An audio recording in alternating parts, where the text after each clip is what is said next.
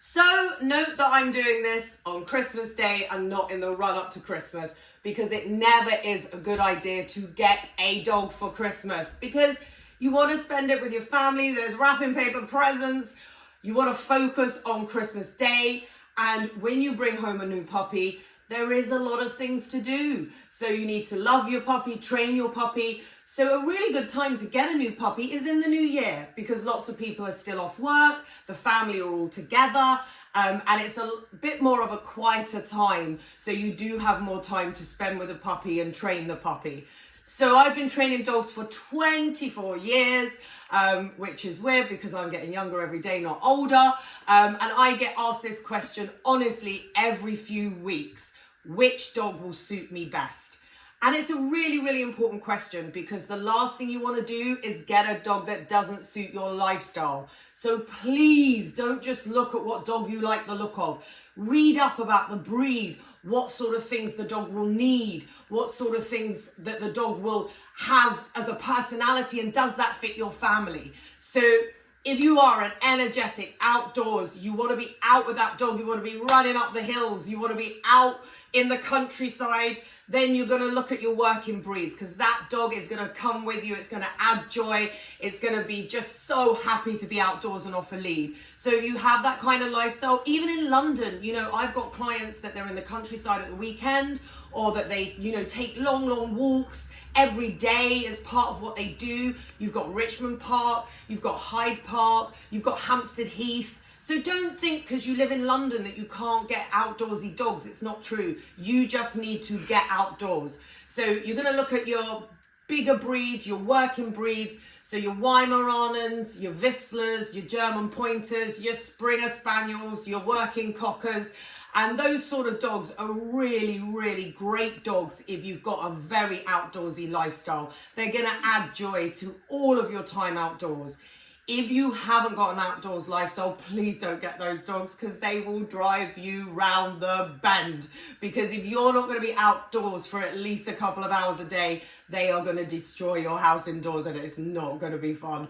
So if you're a really indoorsy person, and please, this is the biggest thing I say to any dog owner: whatever dog you get, you have to take it outside.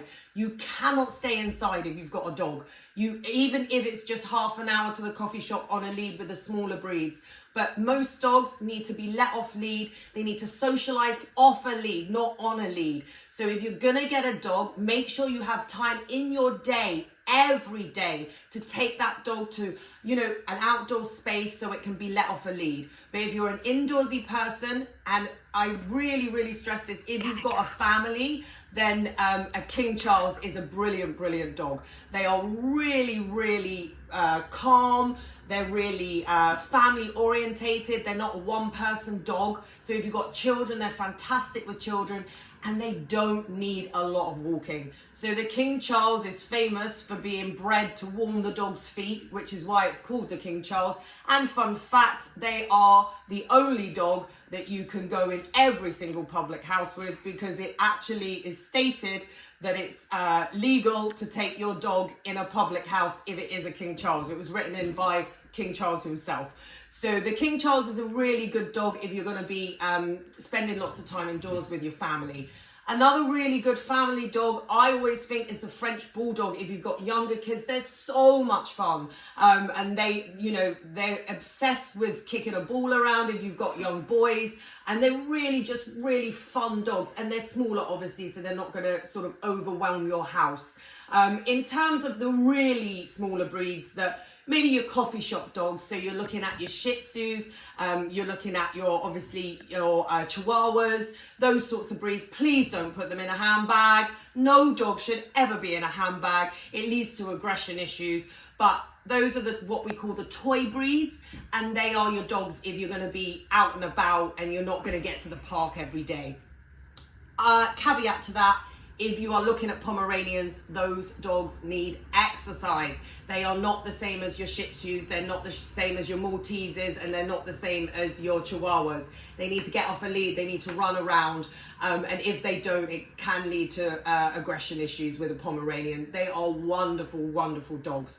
Obviously, you've got all your hypoallergenic breeds now. You're looking at your crosses, you're looking at your cockapoos, your labradoodles.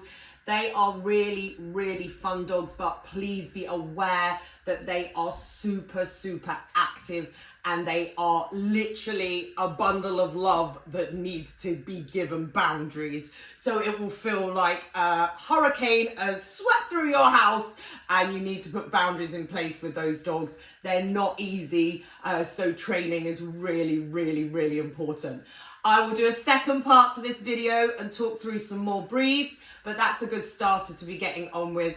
And I really, really want to talk about in the next part of the video, getting a rescue dog, because you cannot beat a rescue dog. And I'm not just saying that to be PC and because it's Christmas. I'm saying that because no dog will love you like a rescue dog. Merry Christmas!